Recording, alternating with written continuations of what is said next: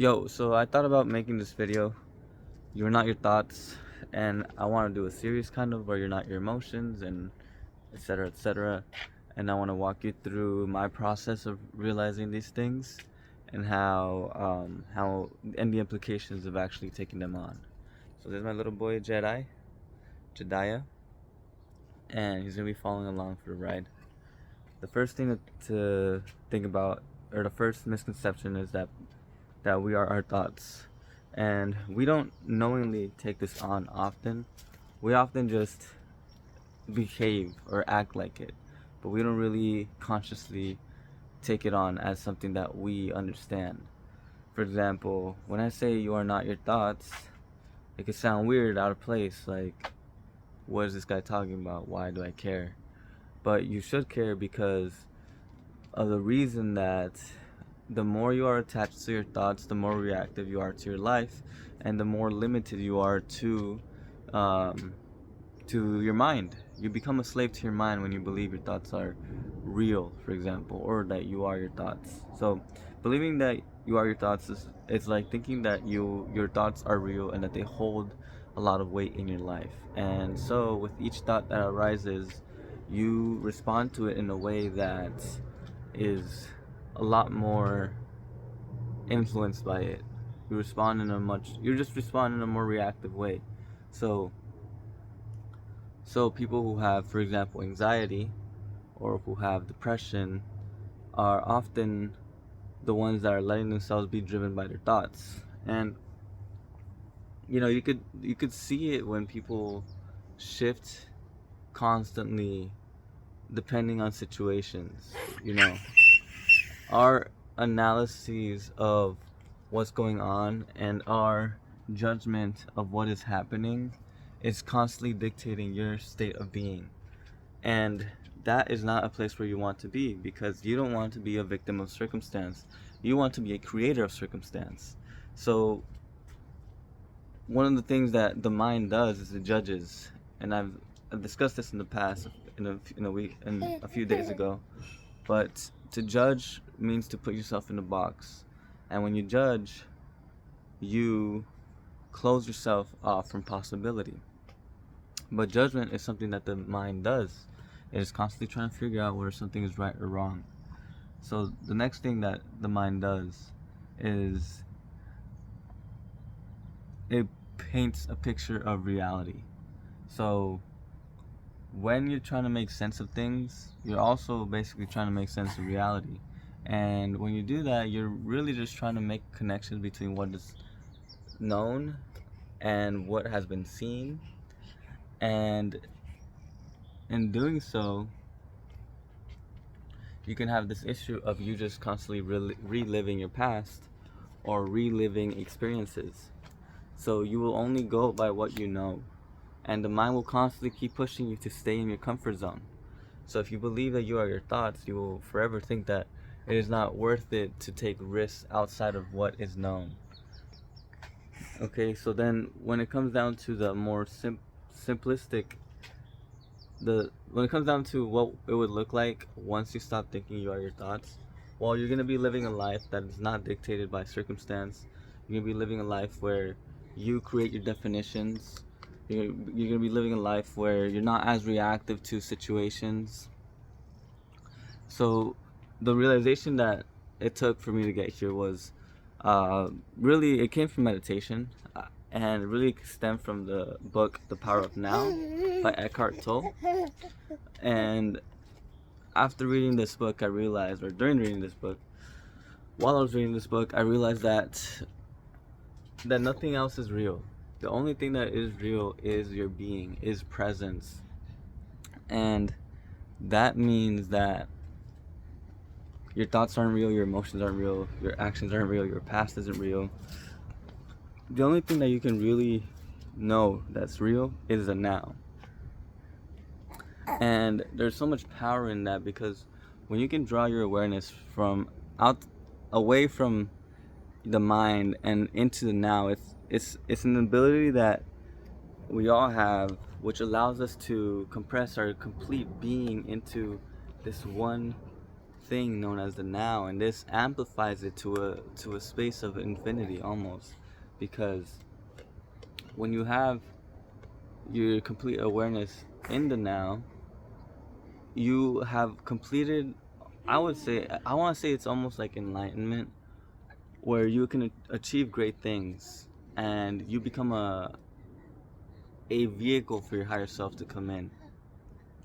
But if you think about it, the only way to enter that state is for you to remove the things that get in the way of it.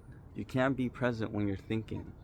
You can be present in your thoughts, and maybe that can be a zone that you enter and you just become really good at thinking logically, at analyzing. And that's something that I learned to do through my years, just being able to analyze, to think. But the best way to do it is to do it from a detached perspective, knowing that these are not your thoughts and that you are using these as tools to get a better understanding of what's going on. So the key thing here is to understand that you're not your thoughts, because that's the only way you can detach and observe in a way and create in a way that actually serves you. But when you're talking about being in the now, for the circumstances that is there for you, that is one of the greatest things that human beings can do, because that's where the realist of us comes out. And when we're talking about thoughts can get in the way of that. When we put a judgment, when we're constantly trying to analyze the now, we're not really in the now. It's the same thing with emotions. When you're emotional, you're not really present. You're being driven by unconscious forces such as emotions. Or when you're stuck and thinking about the past, you're not really in the present. And if you're thinking about the future, you're not in the present either. So the thing about being in the state of flow, where your true being comes out, where your highest self comes out, the thing is, the only way to get there is to become what you truly are by removing what you are not. And you do that by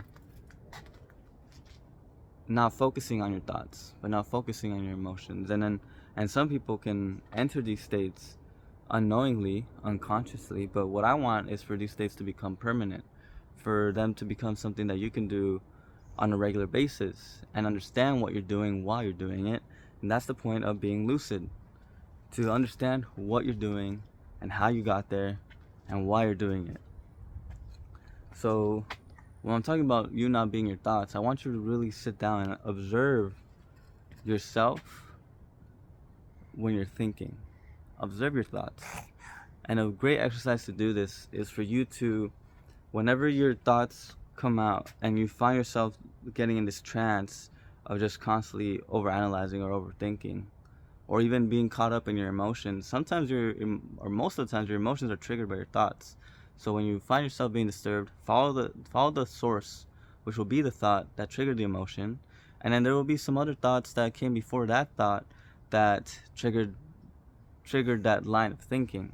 So if you're able to catch yourself in the moment when you're in a place of judgment or of emotion, and then retrace the steps, the sequential thoughts that led to that, and then find the source, the initial impulse that generated that thought, if you're able to practice that, you will gain a greater understanding of how your mind works, and you will also be able to see how your emotional state of being, or just your state of being in general, can become molded by that sequencing of thoughts. So this way it allows you to train yourself to create some space between those reactions between you and your thoughts, and it'll allow you to guide the thought process as it's happening in real time. And this is a very deep thing, a very deep concept, because if you can get there, the implications or the experience of understanding this itself can be very eye-opening. And the reason why ego death is so powerful is because it hits you like that on exactly what you are not. It removes you completely from the ego, because the ego is basically connected so much to the mind, to the emotions, to the circumstance, to the stories we carry in our lives, the ego is really just is always constantly trying to stay alive, because the ego is afraid of dying. So it must hold on to something. Oh boy. It must hold on to something. So when you realize that you are not your thoughts, the ego gets afraid and will try to fight it. But understand that nothing else is real except for the now, except for love. And when you get that, you can give yourself permission to experience that experience. And you have to really question how attached are you to your thoughts.